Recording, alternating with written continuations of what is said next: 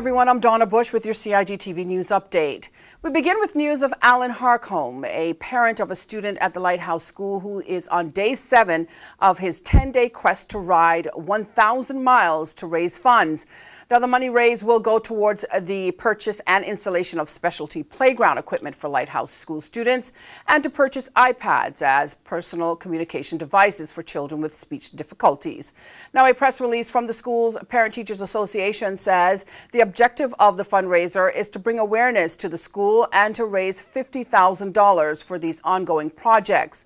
Mr. Harcombe, an avid cyclist for many years, started cycling around Grand Cayman last week on the 4th of April and is scheduled to complete his fundraising effort this coming Saturday, April the 13th. Now, if you're interested in helping Alan reach or even exceed his goal of raising funds for the Lighthouse School, you can email LHSchool, that's lhschool@gmail.com, or you can call 925-5940 or 916-2901. Also, cash deposits can be made at CIBC First Caribbean. The account number there is 571-8716. That's 571-8716. Well, in similar news, the Cayman Islands Monetary Authority will host its 3rd annual Charity Run Walk on Sunday, the 26th of May. That is to raise funds to support literacy and numeracy programs within local government primary schools and other learning institutions.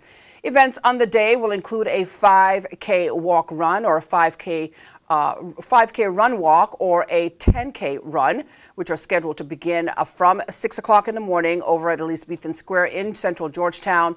CMA Managing Director Mrs. Cindy Scotland stated, although this is only CMA's 3rd annual charity walk run, I am overwhelmed by the support we receive each year. The event, she says, continues to bring the community together in support of childhood education, which is testament that we each have a common role to play in this regard. Now, last year's event raised over $18,000 and funds were used to purchase materials for various math programs, online and home reading packages, as well as other literacy intervention kits. For more information or to get registered, you can visit CMA's events page, or you can go on to caymanactive.com. Registration deadline is the 24th of May. Finally, civil servant Doris Pinedo, an analyst programmer with the Computer Services Department, received a Chief Officer's Choice Award back in January for creating an outstanding customer experience.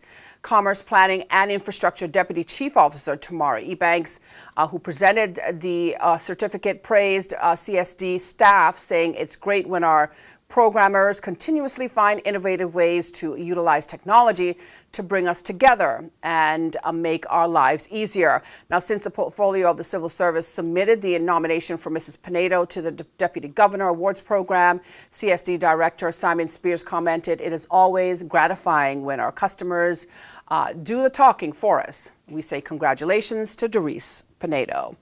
And that ends today's news update here on CIG Television. If you missed it, you can go to the Cayman Islands Government Facebook page or the CIG Television YouTube channel. I'm Donna Bush, as always, thanking you for joining me, wishing you a wonderful and, of course, a very safe evening, and hoping you'll join me back here again tomorrow. Until then, bye-bye for now.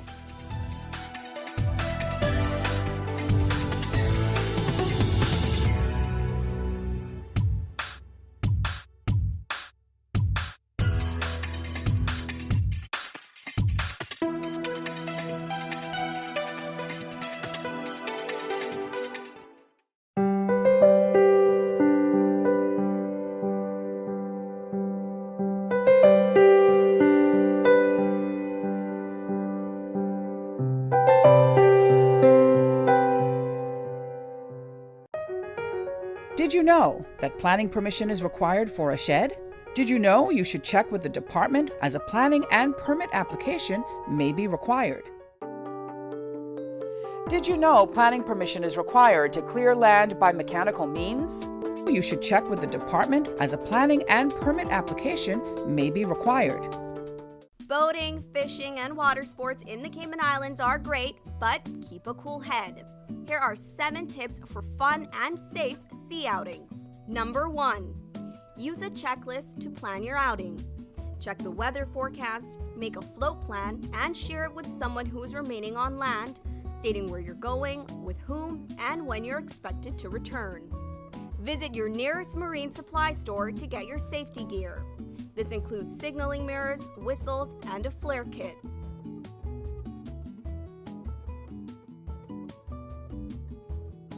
It's also very important to have onboard flotation devices and life vests for each person. There are different types of vests. Some are for water sport activities such as snorkeling, and others are for going on offshore boating or on fishing trips. Number 2. These items can be lifesavers in case of an accident or bad weather. Number 3.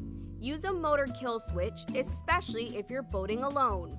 In case of a leak or breakdown, always stay with the boat until help arrives. If you capsize, an emergency beacon or locator device can send a distress signal to inform the authorities of your location.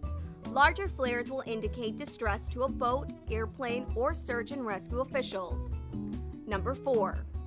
In addition to sunscreen, food, and beverages, it would be smart to have a cell phone. Make sure your marine radio works. Cayman boaters use Channel 16 to communicate. Number 5. Also, don't forget your anchor and sufficient rope. Number 6. Boat operators should be familiar with the local waters and reefs, as well as the capabilities and functions of the vessels they are using. Always obey the rules of the sea and the marine environment, and have courtesy for others. Number 7. Alcohol and salt water do not mix, especially if you're the captain. Some useful contact numbers are 911. The RCIPS Marine Base is 649-7710, and the Port Authority is 949-2055. Smooth sailing, all!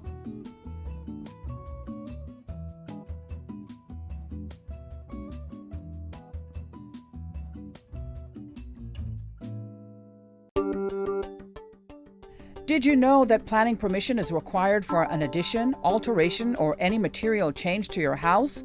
The 10% rule no longer exists. Did you know you should check with the department as a planning and permit application may be required? The Esterly-Tibbetts Highway 3-lane roundabout is ready for drivers. It's time to make sure you know how to use it. First, know which exit you need to take. Pay attention to lane arrows and signs. Make sure you use your signal to change lanes or exit the roundabout. To turn left, you always approach in the left-hand lane and indicate left. To drive straight ahead, you need to be looking out for signs and road markings indicating which lane to use.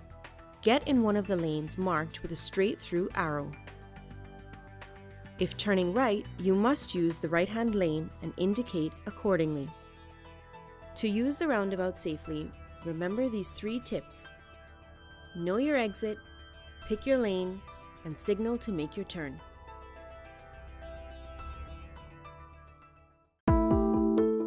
Did you know your mailing address details on your land register must be up to date in order to receive notices on new development which may impact you?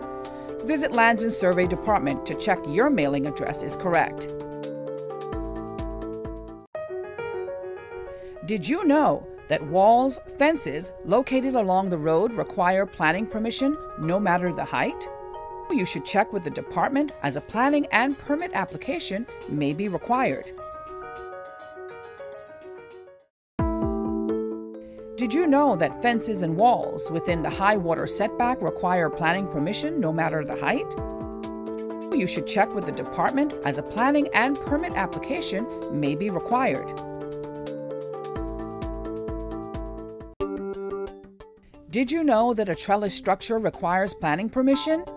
You should check with the department as a planning and permit application may be required. Did you know that a deck more than 6 inches above finished grade requires planning permission? Did you know you should check with the department as a planning and permit application may be required?